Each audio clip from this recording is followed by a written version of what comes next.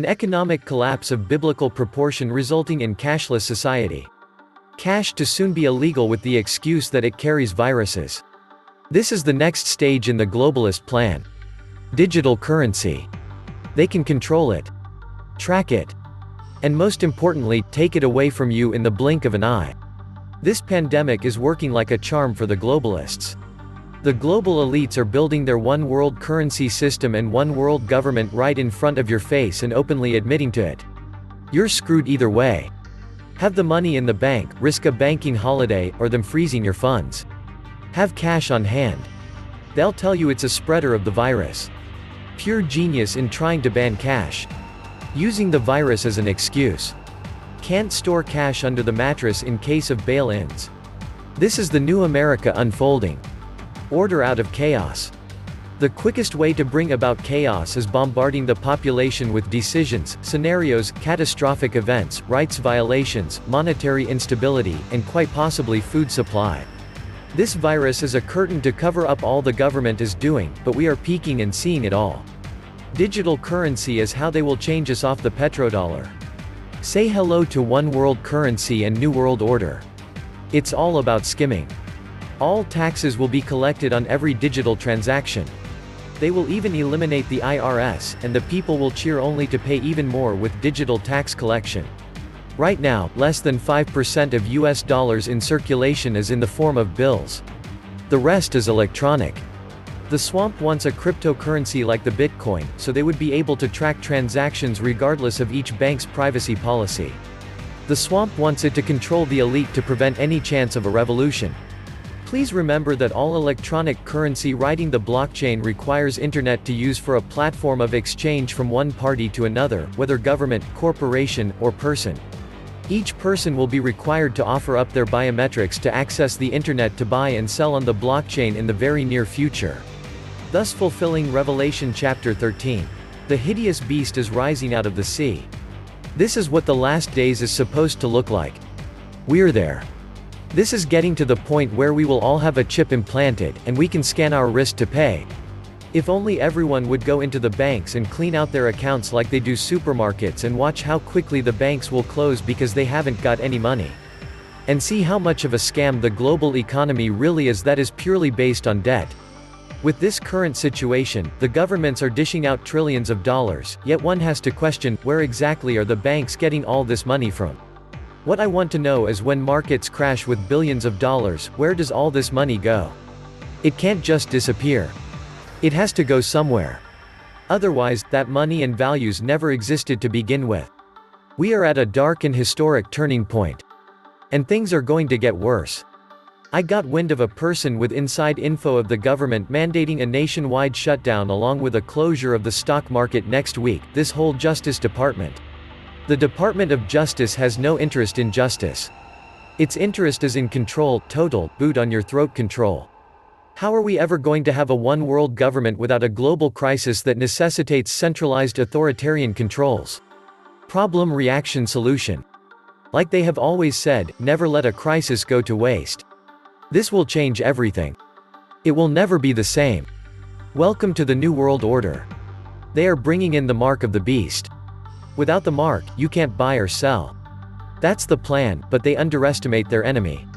The globalists are attempting to sell us on slavery by packaging it as free markets. The solution is to not use the systems they promote and be ready to fight tooth and nail for real decentralization. Force the slowdown, or you will become an even bigger slave than you already are. When the endgame of the usurious fiat scam system we now live under plays itself out, we must not allow them to chain us all into any world, crypto, cashless, baseless monetary system.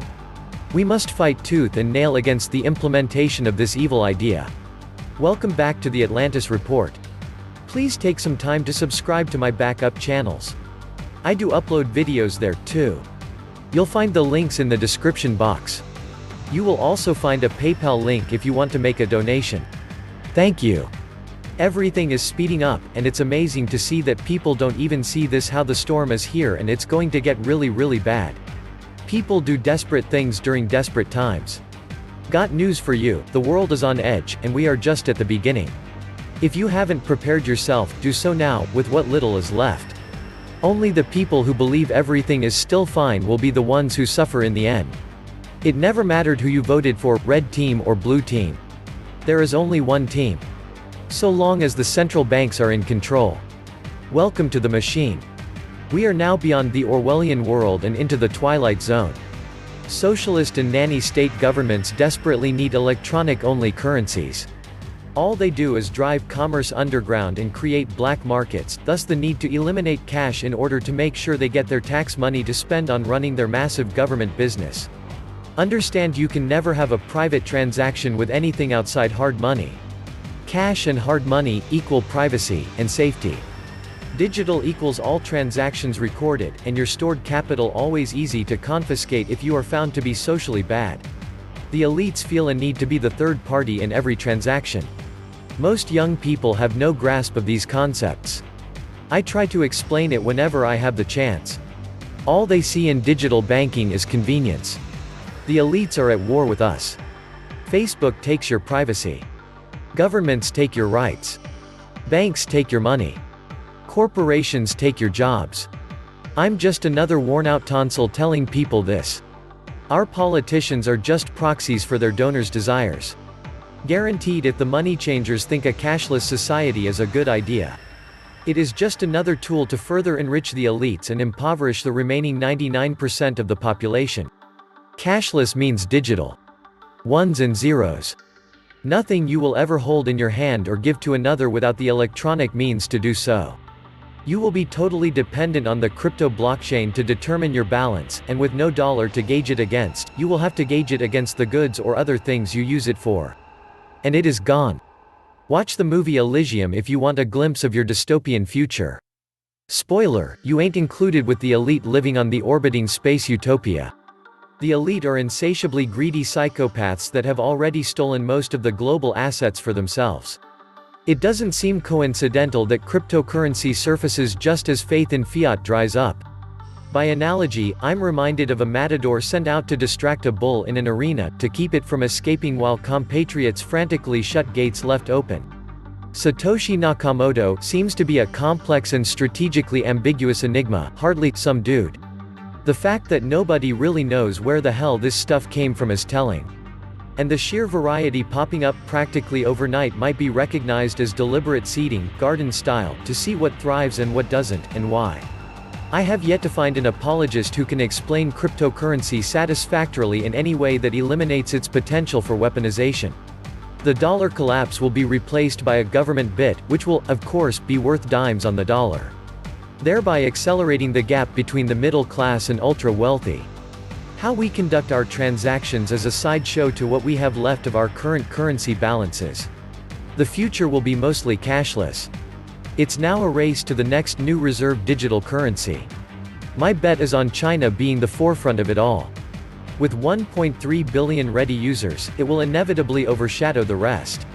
Whatever currency the government approves should be avoided like the plague.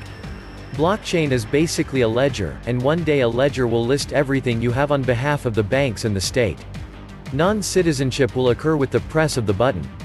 Australia is the canary in the coal mine. They will make cash transactions over a certain amount illegal, then lower that amount time after time until there is no cash. Your ledger will, of course, be subject to negative interest rates and will probably, like everything else, be ultimately the Federal Reserve's property. You have to analyze these things from a signals and systems perspective. When you send an impulse through a system, you understand the behavior of the system with respect to an immediate or impulsive change, a shock. India proved to be the first data point in modeling what a nation with 1 billion plus people behaves like. As the USA is soon approaching that number, it was important for the powers to test it on a gullible enough population where cash is still king. That was the real reason behind the demonetization effort of India at the end of 2016. The impulse to the economic system, a temporary elimination of cash while the government rolled out new denominations and replacement banknotes, announced over national television over the course of an hour, resulting in quite the response of at least 2 months of economic what the wickedness. A part of that impulse response was that necessity is the mother of all invention aspect of trying to transact without cash. Fortunately for the powers and the masses, surprise, surprise, the cashless transfer system and app called Paytm happened to exist and somehow magically be ready to scale its usage from the ones of millions to the hundreds of millions level. How convenient and commendable of their foresight, huh? The economic, social, and cultural, behavioral response of a cashless system impulse, though not advertised as such, has been extensively modeled and studied by researchers paid by the powers, I am sure. The cash ban converts humans into livestock. If you're useful or make your owner happy, you'll get fed. Otherwise, we must never accept a cash ban under any circumstances. New viruses arrive every day. More than 500,000 die yearly from the flu. COVID-19 is a smokescreen, behind which they take away our freedom and independence. Email your congressman, talk to friends, encourage them to do the same, stand up, and speak your mind. There are good people in government and even banks, but living in an echo chamber is not conducive to good decisions. Let them hear. If they are allowed to suspend the Constitution, you will never get it back. I don't think you have it now. Just like the globalists censor and ban everyone whose opinions differ from their online currently. They will do the same in a cashless society. They will freeze your assets, steal your credits, and ban you from doing business if you dare to think for yourself and have your own opinions. A cashless society during a power, internet outage, fire, hack, EMP, would be as bad as if nuclear bombs hit a few American cities. Going cashless adds risk. To counter the risk, additional measures must be taken. These additional measures are the real goal of eliminating cash. Unless you have gold and silver, bullets, booze, and cigarettes will become tender also in that scenario. Even toilet paper will be money. It is well enough that people of the nation do not understand our banking and monetary system, for if they did, I believe there would be a revolution before tomorrow morning. Said Henry Ford. The social credit score will soon follow. Orwell is saying from his grave, I warned you. I want chips with dip. Not in my hand. I can't wait for the government to limit what I can do with my money. Gun control for starters. Food control. Everything control. Rationing, carbon footprint control. Social score control. On and on. A revolt will ensure, or will the sheeple accept their fate? Are you worried yet? I am. Revelations 13 says, Then I saw a second beast. It emerged from the ground. It had 2 horns like a lamb, but made a noise like a dragon. This second beast was a servant to the first beast, and extended its authority everywhere, making the world and all its people worship the first beast, which had had a fatal wound and had been healed. And it worked great miracles, even to calling down fire from heaven onto the earth while people watched. Through the miracles which it was allowed to do on behalf of the first beast, it was able to win over the people of the world, and persuade them to put up a statue in honor of the beast that had been wounded by the sword and still lived. It was allowed to breathe life into this statue, so that the statue of the beast was able to speak, and to have anyone who refused to worship the statue of the beast put to death. He compelled everyone, small and great, rich and poor, slave and citizen, to be branded on the right hand or on the forehead, and made it illegal for anyone to buy or sell anything unless he had been branded with the name of the beast or with the number of its name. There is need for shrewdness here. If anyone is clever enough, he may interpret the number of the beast. It is the number of a man. His number is 666.